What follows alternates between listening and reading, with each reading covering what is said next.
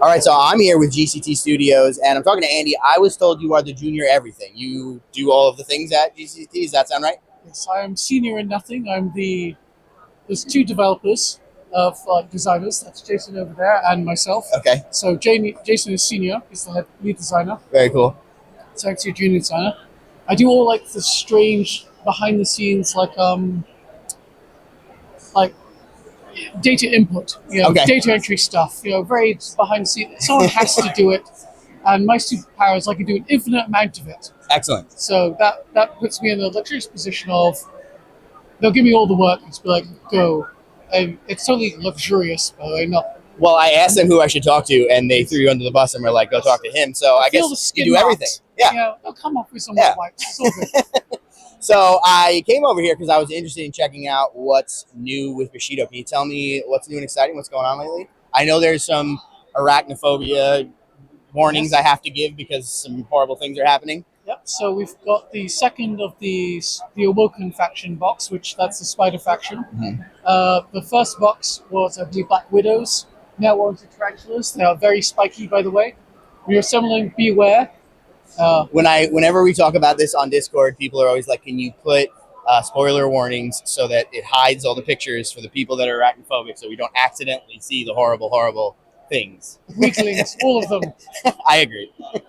So, yes, if anyone who buys the family box and there's some larger boxes that come with it. Well, Yeah. say larger boxes. They're single models, but they come in a box because either the model is too big or it comes with too many cards. Mhm. So we've got a couple of new ones here. We've got Oba-san, which is the essentially the art giant tarantula. It's ginormous. Nice. And I believe it's Kuna, who is what most people would think of as like a Jorogumo. So Okay. like the sort of the body of a woman, but the lower torso of a giant With a big spider, sort of hidden behind kimono robes and Nice. stuff. So, so those have been pretty good sellers so far. Since Adaptive, what was the last thing? Must have been Games Expo. We had the Ring of Fire box, which is the Oni show. So the adolescent Oni. Oni can only grow up by consuming souls. So you might be stuck as a teenager for thousands of years if you don't eat the right souls. So the Ring of Fire box is just a bunch of Oni show, and it is ludicrously fun to play. And you're just rolling attack dice, and that's everyone's favorite thing. Just rolling attack dice and Be things aggressive. die. Yeah. Yeah. I've always been really interested in the aesthetic of the game. Obviously, a lot of it's pulled from some like Eastern mythology and things like that. But some of the stuff is just kind of horrible and unique. Where does the idea behind some of this stuff come from? Is it just is Gordon the mastermind? Well, I'm throwing him under the bus in return, but I know we feed Daniel, the concept artist. Dan, I believe his name's Commercy. Just like he's super good, super fast. Like, Dan, I want a horrible spider mutant that has 5. Oh, you made 3 of them. Okay. I like sketch A, but B's limbs and C's head, and oh, you're done. It's color. All right, Very cool. perfect. What I'm amazed is we gave it to a sculptor who I think is John, and he turned this art into like a physical 3D model of nightmare fuel. And we're like, oh, wonderful, thanks, John. So the process is the designers come up with the kind of vague idea. Yeah. You tell the artist, and then they run with it. The spiders did take a few iterations with Dan, the artist, to get to the stage where everyone's sort of happy with that. Yeah. But Gordon was the main power behind that. So yeah. I was told he's the G of GCT Studios, right? He is indeed. He's the G. Gordon cheats at tournaments. Excellent. Okay. It's not 3 individual names. No, definitely not. There's 100%. I learned something new today. Yeah. So Carlos and Toby, whatever they say, ignore what they say. Okay.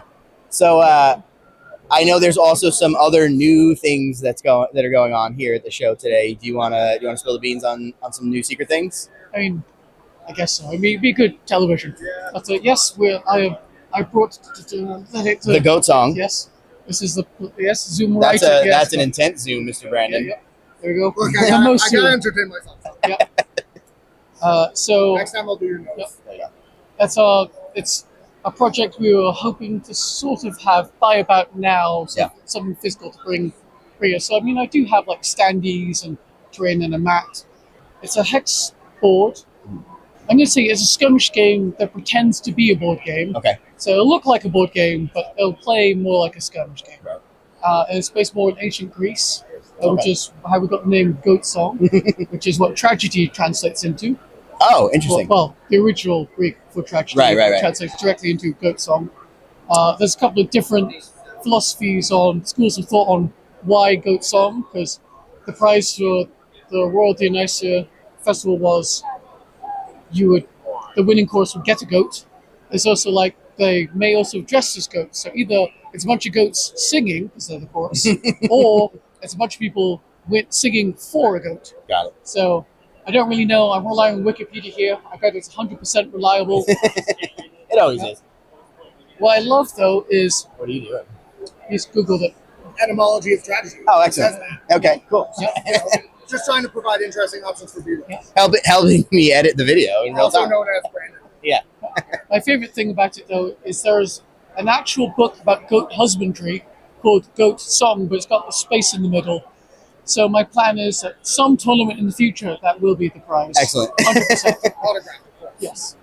Of course. So it's a skirmish style game in more of a board game format. Is this something that's going to be self-contained? You buy a box and it's everything, or is it going to be expanding on more like a skirmish game? So my plan for it is the base game will be the board, cards, all the things you need to play. So it will be a board game that you buy the box, here's your stuff. We believe there'll be two versions of the box. Well, depending on what the manufacturer says, we want two versions of the box. So one version is for the board gamers out there. Yeah. Who just want, I want to try this. So they'll have standees and whatnot. The people who are like, I'm not interested in miniatures. Yeah. And then the other box will The be bad for people. Yeah, I know. Who would even think about those people at a place like this? I agree. Will both be tournament legal? Probably for the start, anyway. At some point, I would prefer miniatures, but I guess it's up to whoever's running the tournament. So we'll see how it all goes. And we may have for the first year, just be like, standees rule, go for it, knock yourself out. Then after that, it might become miniatures. That's a future plan. So I've got no confirmed answer on that yet. Yeah. That's a see how it goes thing. So Yeah. game uses playing cards rather than dice because we've done dice with Bushido. So I thought. Brandon's leaning in towards the camera. He's very excited. So I mean, like the design criteria was it has to use common play components anyone can get a hold of. Right. So custom anything, I'd throw out the window. Like I want custom dice, I want custom cards. None of that. It's just standard poker deck. 54 cards, so all the suits and one of each joker. There's no difference between the jokers, by the way. And the core design philosophies are everything you need to know should be on the front of one profile card. Okay. Profile cards are tarot sized. If I thought ahead, I would have nipped behind this and grabbed all of it. But, We can show it after. That's fine. Yeah. And the idea is like everybody's. So we'll go back to the boxes. So starting boxes will be, as I said, the board, the cards, all the profile stuff, counters, tokens, you name it. Yeah. And then you'll have two war bands. One is the Raxon League, which is basically your classical like Spartan hoplites, and they're really good at standing into place and just killing stuff. They're not good at like, oh, we're going to maneuver around. We're here to kill you. They're a wall. Yeah. Yeah, we're here to kill you. We do it really well, but every warband is led by a demigod.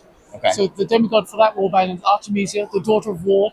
She might be the daughter of the war god, not sure, but her city every 5 years, all the other cities around it, they all send 100 warriors into this big plain. They have a big fight. Whoever survives gets to collect the win and says, "We are running the league for the next 5 years." Cool. She had the idea of, well, you didn't select me this year, so I'm going to go on my own.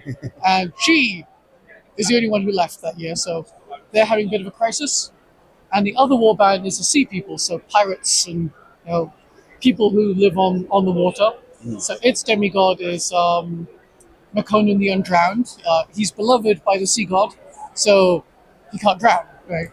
He's free. Checks out. It's right in the name. Yep. He's done some proper, Pirates of the Caribbean stuff like, lost at sea, walked ashore over a month type thing. Awesome. So he's a living legend among the sea people. And so his warband is basically his crew and the people he takes on him.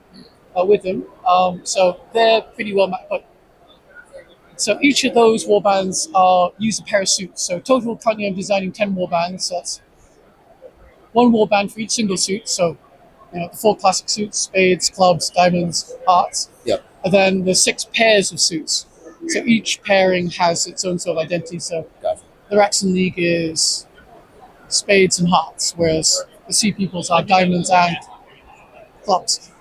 So, and then after that, it'll be essentially warband in a box. Got it. So you'll get, oh, I buy this box and I've got the Revelries. So that's the Satios, who are hearts, and, that's 6 models. And they're effectively designed to just be like, okay, I got my box, blam, let's play. I have introduced constructed format to the game, but I will say the boxes are designed with like heavy internal synergy. Yeah. So the idea is you'll probably get the best results out of your box, but I've no doubt someone somewhere will build a A monstrosity. broken combination. Yep. Of course, that's how we do it. Yeah, it's inevitable, but there are the options of like, oh, I'm going to use the Satius, but instead of that guy, I want to bring the central guy. So there's really a little good. customization. Yeah. Cool. So you mentioned that it's going to be cards instead of dice. Yes. Obviously, this is a completely different thing than Bushido and everything else you guys do. Yeah. Are there any design elements from Bushido that are carrying over to this, or do you see it as like its own unique baby? It's very much its own unique baby. Yeah. I took all the lessons we've learned from Bushido. Okay. There's several complaints people have about Bushido, like, oh, there's too many keywords or too many traits. Yeah. I don't know what these. I can't remember how many 70 odd traits we have to. It's a lot to. Yeah. Yeah. So if you're not a walking encyclopedia like me, you're like, oh, I need the app. Right. And It's hard for casual players to learn. Whereas Goatsong is designed more in my. I looked at that and went, how can we go in the opposite direction? Because I've noticed a skew towards simplicity and just sort of the gaming public. Right. So that's how it's gone towards that. So like I said, everything you need to should be on one side of a profile card. It uses sort of a 2-mission format. So every game has one of each mission type card, or the heroic deeds. So you're a demigod. You're not here to pick up the groceries. So one will be like zones or places to take and hold on the board. Yeah. The other one will be objectives, things that move around. Mm-hmm. So one of my playtest games was putting the cattle of the sun god through a field of lava, and that sounds real heroic. Yeah. So one of them was you've got to move all these neutral models into the opponent's zone, and the other one was if you're not in a zone in a turn, you take a damage because it's lava. Yeah, the floor is lava. Excellent. Yeah. So I like it. when you combine the two, you're like, I'm trying to herd this cow, Yeah. but it hurts. It hurts real bad. So last question, you mentioned that you're trying to do something that's like a standee version and then a miniature version. Yep. What kind of miniatures can we expect from that? Is it going to be the typical stuff you do with Bushido, or is it going to be its own thing, more like a board game style? It's going to be its own thing. Well, we're testing that just now. We've only just started getting the sculpts literally just started this last week. Yeah. So we haven't had any like, oh, this is a sculpt. We're trying for like a stylized look currently. Mm-hmm. So I kind of think like early Clone Wars, where it's all very like you could have carved these guys out of wood type thing. Very flat, planar surfaces. But that's all well and good when you're sculpting in a big monitor. But when you shrink it down to a 40mm miniature, can you tell? Right. So we're going to see how that all works out. Or not only can you tell, but does it look good? Mm-hmm. So, getting something looking realistic in the miniatures market these days it's not quite dime a dozen, but everybody's done it. So if you're not going for something stylized, think like Moonstone is very stylized. Yeah. It's a very signature look. Everybody can see sure. oh, that's Moonstone. Mm. So that's something I would like to do with like Goatsong. So you can see the miniature and be like, oh, it's Goatsong. Do you already know what type of material it'll be though? I suspect it will be 3D printed, Okay. but that's also on the manufacturer. If it's it may be injection molded, or so that's a question for Gordon and the actual manufacturing process. Okay. So I'm not. Unfortunately, there's no junior manufacturing position, so I'm not involved in that. Okay. I know this is very early. I think this is the first time you guys are talking about this, but do you have any idea when we're targeting as far as release goes? We would like to have something for Adepticon, but that is all contingent on like my concept artist and primarily concept artist and the sculptor. Yeah. Like the concept artist, love her to bits, great. But when she does work, she's very fast. Yeah. The problem is you do have like weird long gaps because she's a 9 to 5 person with concept art as Backup thing. yeah. Her hustle. I There's a guess. lot of that in this industry, I find. Yeah. So so if I don't catch her when she's sort of in the gaps between a 9 to 5, Right. then it could be like a long series of thumb twiddling. Yeah. Like When can we move forward? Yeah. Cool. Well, that's really exciting. I'm looking forward to hearing more about it. I guess we will all have to stay tuned, getting closer to it at Epicon, and hopefully we'll learn more. All the playtest stuff is currently available on Discord, so if people want to have a look through, feel free. It's the GCT Discord. If you've got the Bushido Discord, it's the same one. It's the same one. Yeah. There's just a bunch of new channels on it. Awesome. Okay. Well, thanks so much for chatting with me. I appreciate it. Stay tuned for more from Gen Con 2025. I want to send a huge thank you to the extremely cool kids tier on Patreon, the Steam Powered Scoundrels, Dogmatize, Spanner Rider, Tom Likely, Rob Younce, and Russets. And thanks for watching.